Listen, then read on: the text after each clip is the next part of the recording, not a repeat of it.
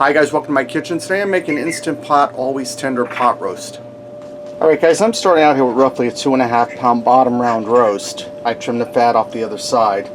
Now you've seen lots of videos about Instant Pot and pressure cooker, chuck roast, beef roast, pot roast. But a lot of times they come out tough. And I've fooled around a lot and I found out the secret on how to always get a tender pot roast that falls apart. So I'm going to start out here with my bottom round roast. And the secret is, guys, cut it in half, because if you put that big piece of beef in there, it's not going to get tender for you. And this bottom round doesn't have a lot of marbling in it, guys, so it's going to need some help to get tender, so we're going to help it out. Now I'm going to season it with some accent. What accent is, it's monosodium glutamate. And don't worry guys, it's not as bad for you as they say. It has less sodium than salt. You can also use salt instead.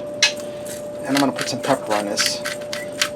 And we're keeping our seasoning simple because we're going to add extra seasoning in after we brown this in the Instant Pot. I'm going to turn it over and hit the other side. And Dexter's all charged up because I'm making beef today.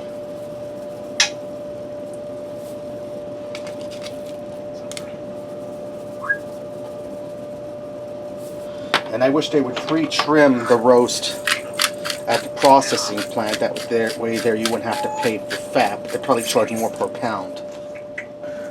Okay, now I have my Instant Pot heated up on a saute sear setting. I'm going to add a little olive oil in here. We're going to brown up this roast on all sides. And I'm putting in about 4 tablespoons of olive oil enough to coat the bottom. I'm going to get my roast in here. I'm going to brown it all up, guys. Okay guys, now that I have my pot roast all browned up and set aside just for now, I'm going to take a 14.5 ounce can of beef broth, dump it in here and deglaze the bottom of the pan, get those little bits up.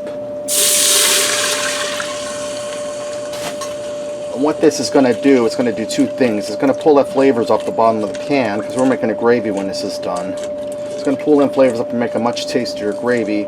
And also it's going to keep us from getting a burn notice as the roast pressure cooks.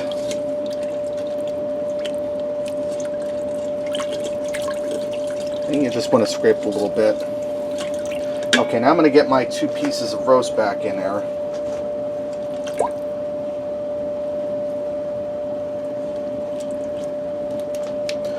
Alright, now I have a large onion I cut up into pieces like this. We're going to get that down in there.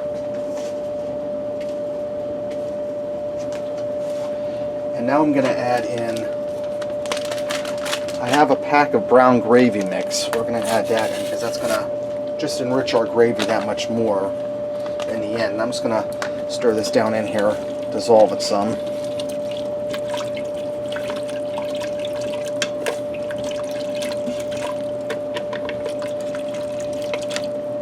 Okay, that's looking good. Rinse them off a little bit. Then I'm going to add in a pack of ranch salad dressing and seasoning mix.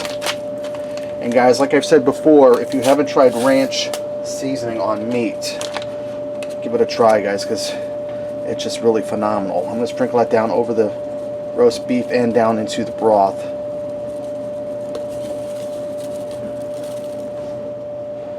Okay, now I'm going to put my lid on here. I'm going to make sure I'm set on seal. I'm going to pressure cook this for 35 minutes. After my 35 minutes are up, I'm going to do a quick release of the pressure and we're going to add in our vegetables. Alright guys, now that my 35 minutes are up and I did that quick release of the pressure, I have some red skin potatoes and some carrots I cut up in some pretty big pieces. We're going to dump them down in the Instant Pot. Let me grab my tongs. And I washed these guys. I was handling the raw beef with them earlier. I'm just going to nestle my vegetables down in that broth so they take on some of that delicious flavor. Alright. I'm going to put my lid back on here. I'm going to set this to pressure cook for 10 more minutes, and then I'm going to allow it to do a natural release of the pressure for 10 minutes. Then I'll release the rest of the pressure manually. Alright guys, I pulled my roast out. I have it over here tented under foil resting. I left it do that 10-minute natural release, and I released a little bit of pressure that was left in there manually. Now I have my Instant Pot set on saute setting, and I'm bringing my broth up to a boil. And I have a cornstarch slurry here. It's roughly 3 tablespoons of cornstarch and about 3 or 4 tablespoons of water. I don't know that I'll use it all. I have to keep an eye on this, guys. A little more. I think that's going to be good, guys. I don't want to get gravy too thick. Now I'm going to allow this to come to a boil and thicken up, and it shouldn't take long. Okay, guys, while my gravy's thickening up, let's check out this roast. Now, guys, look at how tender that is. See, it's just pulling apart. And if you weren't going to put the vegetables in, you would just put that in for 45 minutes, let it do a natural release of pressure for 10 minutes, and then you would release the rest of the pressure and let it rest for a minute. My gravy's done. It's ready to go. Let's go ahead and fix up the plate and see what we got. Guys, I also went ahead and made some mashed potatoes to go along with that gravy. Let me get in here and try this roast. I put some gravy over top of that. It's really tender. Really good. Has a really good rich flavor from the packet of gravy and a packet of ranch seasoning I put in there and that beef broth. You see my vegetables are tender, but they're not mush. Try the black gravy, guys. That's really delicious, guys. Alright, there you have it. Instant Pot, always tender pot roast. Give it a try. Thanks for watching, and until next time, I'll see you.